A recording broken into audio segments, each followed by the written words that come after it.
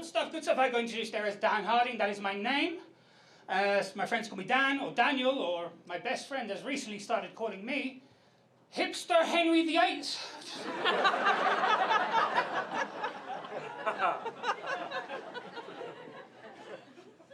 Fucked a lot of you, to be honest. If you are trying to catch this accent, I am obviously Spanish. I'm not. I'm Irish, but I grew up in Spain. But that just means that if I want to drink in the morning, I can sleep it off in the afternoon. And it's no longer a problem. That's just culture. I was 11 years old when I moved to Spain. I say I moved. I was taken. But what I consider a very irresponsible mother. People say to me, Dan, but she exposed you to a great language, a new culture, amazing food. Yes, but she also exposed the ginger to the sun.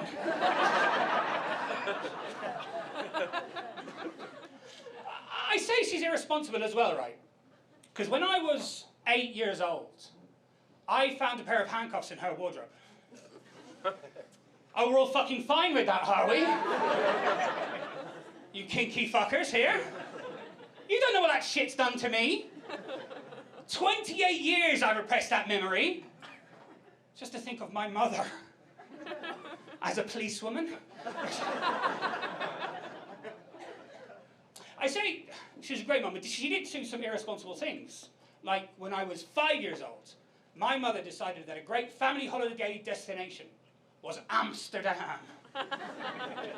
So imagine 5-year-old Dan walking around Amsterdam until I point at one of the windows. And I say to my mother, Mummy, what are those ladies doing in the window? And to my mother replied something we can all agree is quite sweet but also disturbing. She said, well, honey, they sell kisses. Because it turns out my mother is also a liar, because that's the one thing they do not do.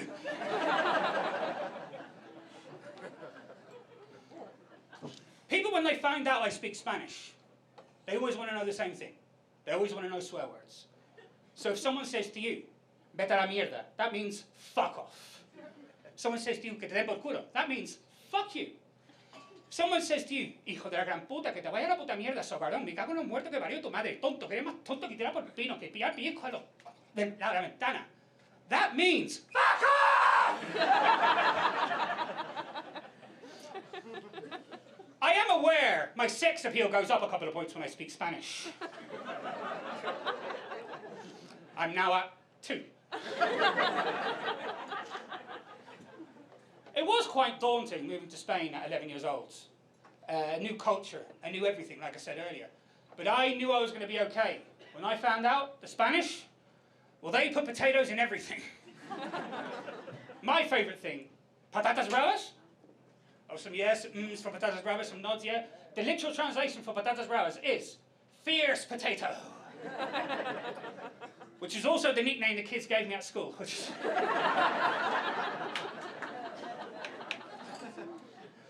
Very harsh.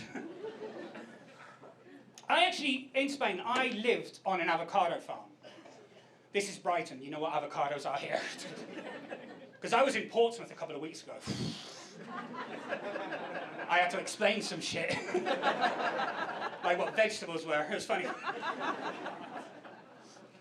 Avocado, I know a thing or two about avocados, not a lot of people know. Firstly, avocados are not technically vegan. You have to import worker bees for most farmed avocados, so technically they're not vegan.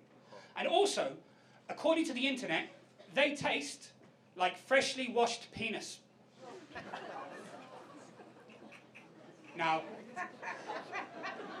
I'm yet to do any research on this. I, of course, have never tried avocado.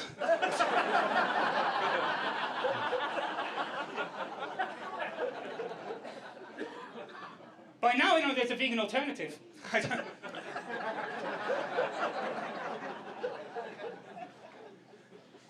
That's the joke I get asked about the most. Oh, people come up to me and confirm it or deny it. And the conclusion I've come to is that if you don't think it's true, well, you've never had a clean one.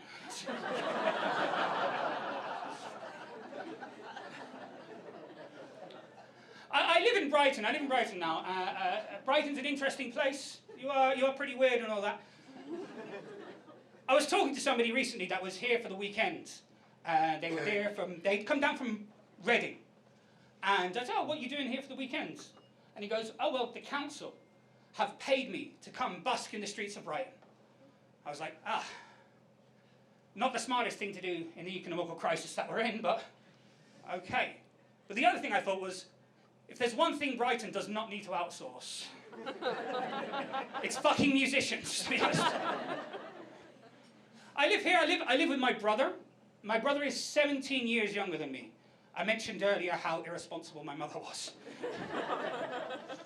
My brother has autism. He has quite, moderate to severe autism.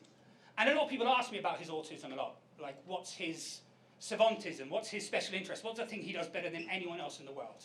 And that's not really how autism works. But there is one thing my brother does better than anyone in the world. And that is fucking with me.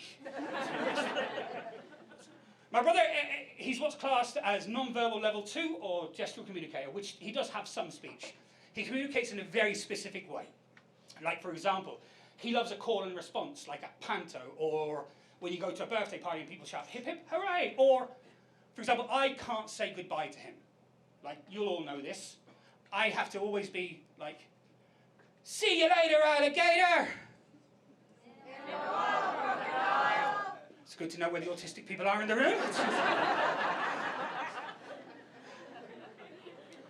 He also mimics things. He mimics stuff that he saw when he was a kid a lot. The other day I got quite angry at him. He just had his dinner, and he always has a treat after his dinner, and he went for some chocolate. And I said no. And he went back again. I said no. At the fourth time I kind of snapped and I went, no! And my brother turned to me and said, fat controller said no!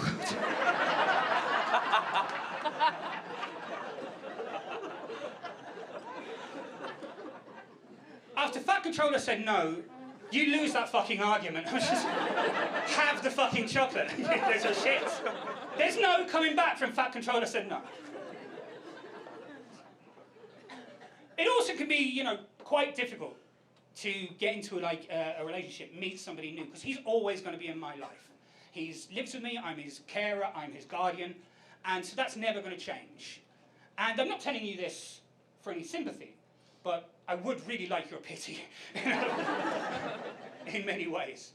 But no, like I said, it's hard to get into a relationship and stuff. Like last year, I started seeing this girl, it was going really well, and we decided that it was time that she was going to stay over at my place for the first time. And I just said to her, listen, just so you know, my brother is not going to be happy about this situation.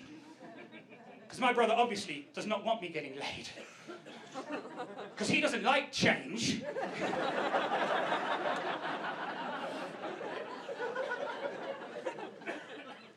So I explained it to her and she said she was on board, that she could handle it. I said, okay. So she stayed over for the night. We had a lovely night. The next day, we're sitting down having breakfast. My brother walks in, surveys the situation, takes one look at her and says, no, and walks out again. Obviously devastating for her. And I said to her, listen, it's not you, it's just a situation. We're interrupting his routine. It's nothing to do with you, but I've got a great idea. All you have to do now, when we're going to go, all you have to do is say to him, see you later, alligator. He'll say, in a wild crocodile, and you'll be best of friends. So a few minutes later, we go up to my brother, and she says, see you later, alligator. My brother turns to her and says, run away, Simba, and never return.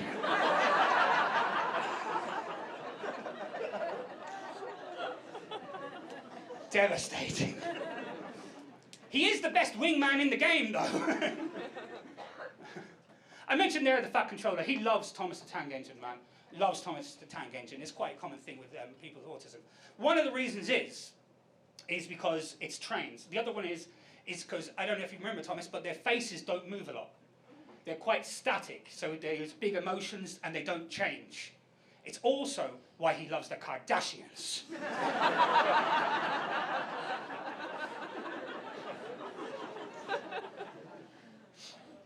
He's watched every single episode of Thomas the Tank Engine. And by proxy, I've watched every single episode of Thomas the Tank Engine. And he watches them on YouTube a lot. And when he gets bored, he starts watching Thomas the Tank Engine in different languages. By far the strangest are German and Japanese. Because they're quite inefficient people. They must think Thomas is a fucking horror show. Absolute hellscape, that is. I can't do it justice, because I'm not going to do the accents for you here. The problem is, my brother does them all the fucking time. We're banned from Yo Sushi.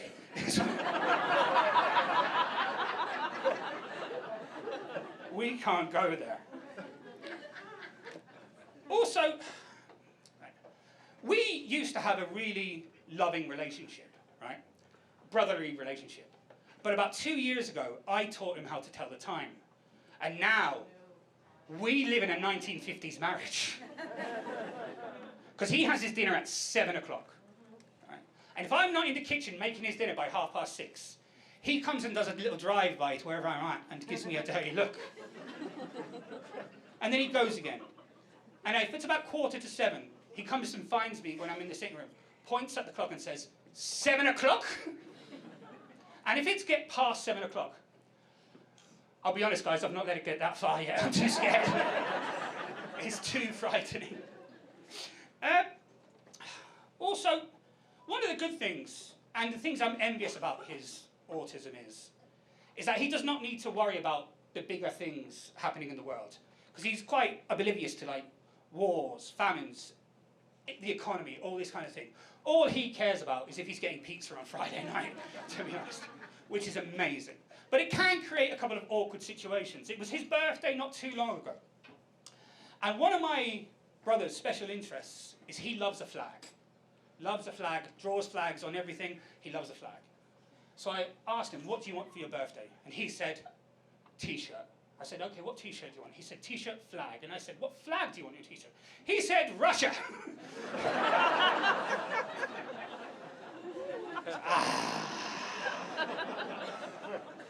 Maybe not this year, buddy. So I said, pick another flag. He said, North Korea. So, I need to double check what you're watching on YouTube. My sister, she visited at Christmas, and she lives in Spain still. She's doing really well out there. She's got her own house, she's got her little business. She's even produced a little Spaniard, my nephew. And he's 5 years old. He's at a beautiful age where he knows Spanish. He's still picking up English quite a bit, and there's a lot that he doesn't know, especially around customs and things like that. Just to let you know, like, Christmas crackers are not a thing in Spain. You don't get them whatsoever. Well, let me tell you, it blew his little fucking mind. It's great. We've done about 15 Christmas crackers. Dinner's nowhere near being ready yet. So I have to say to him, listen, little man, I'm going to go into the kitchen. When I come back, we'll have dinner and we can do more Christmas crackers. He said, okay, okay. But he's 5 years old. He has no concept of time. So 5 minutes later, he comes running into the kitchen saying, Uncle Dan, when can we do more crack?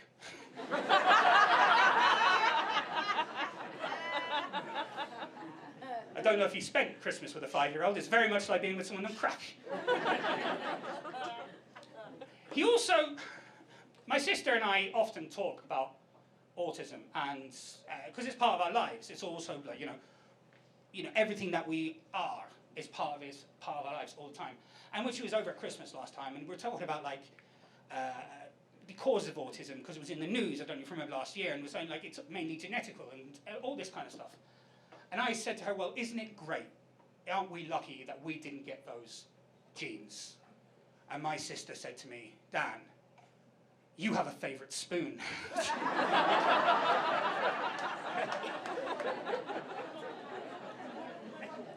Some nods there. Some of you have favourite cutlery, I see. Well, don't worry. Don't worry. If you have a favourite piece of cutlery, it does not mean you're autistic.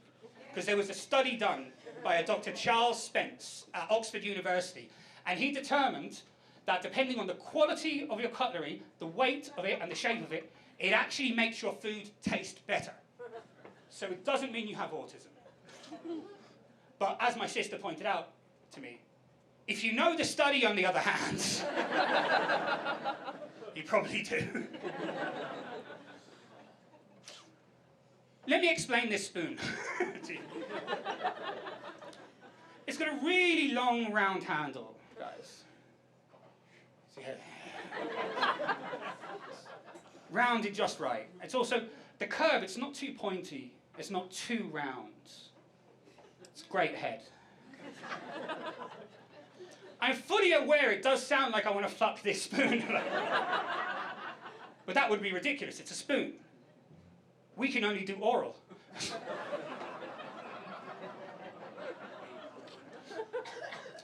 When my nephew was born, my brother was 16 years old, and we went to Spain to meet him for the first time. And my brother was also born in Spain, so we have slightly different passports and a slightly different surname. So on the way back from Spain, I almost got arrested for human trafficking him. So we get to customs, and I show him our passports, and I say, the man at customs said to me, "Where are you going with this 16-year-old boy?" And I did something you shouldn't do at customs. I said, "Oh no." So we get taken to the police station, and they're there grilling me on it and him at the same time. And I'm saying, "Well, just so you know, he's my brother, but he can't say anything to you." And he says, "Likely story." So he's there for about half an hour, and we were getting nowhere. And he says to me, "Listen, we're going to have to separate you two now." And that to me is very terrifying. I'm like, "Please, please, no." And then I'm pleading with my brother. I'm saying, "Please, for the first time in your life, tell this man a sentence. Tell him I'm your brother." And guys, it was amazing. Just as they're pulling me away, he says, "See you later, alligator."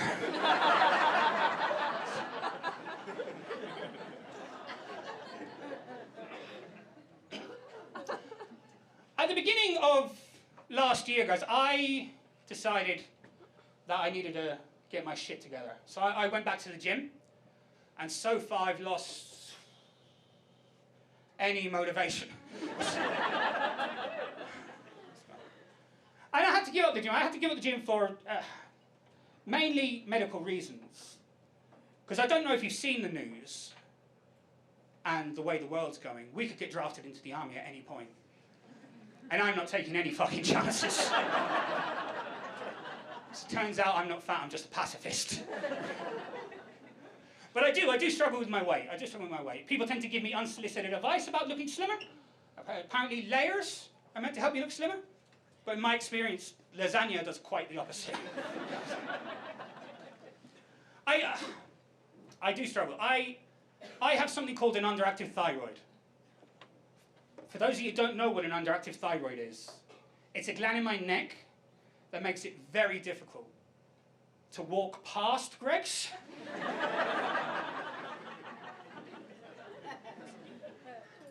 Some of us suffer. But the catalyst of this was I needed to get it back out there. I want to meet somebody and stuff like that. So I decided I'd go on the apps. I went on Tinder for the first time. Thank you, that's the exact reaction I had when I went on Tinder. Fuck off! Which is really annoying because I was really good at the other games on my phone. Do you guys remember the old snake game? Grindr.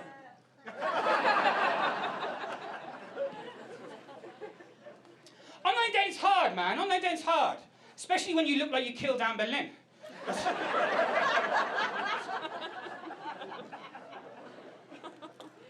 But, you know, it's a weird place. It's a weird place, online dating stuff, man. Because I was talking to somebody not too long ago, and it was going really well. And we're talking about the usual stuff. Where you're from, what you do, all that stuff. And then, all of a sudden, at 2 o'clock in the morning, I got a message from this girl saying, "I want to see videos of you eating." I felt the same way. And people are more open nowadays into what they're into. I'm glad she was upfront about it. But it's not my thing. And I kind of said to her, "Listen, it's not my thing. I hope you have a lot of luck." But then she got quite aggressive with it, saying like, no, I want to see you eating cakes. I really want to see you eating burgers, steaks, you know, everything. And guys, it just made me feel really hungry. So we are married now. If I'm going to be truly honest with you, Brian, actually, we are currently going through a divorce. Because it goes divorce, beheaded, died. Divorce, beheaded, survived. I've been Dan Harding. Thank you very much.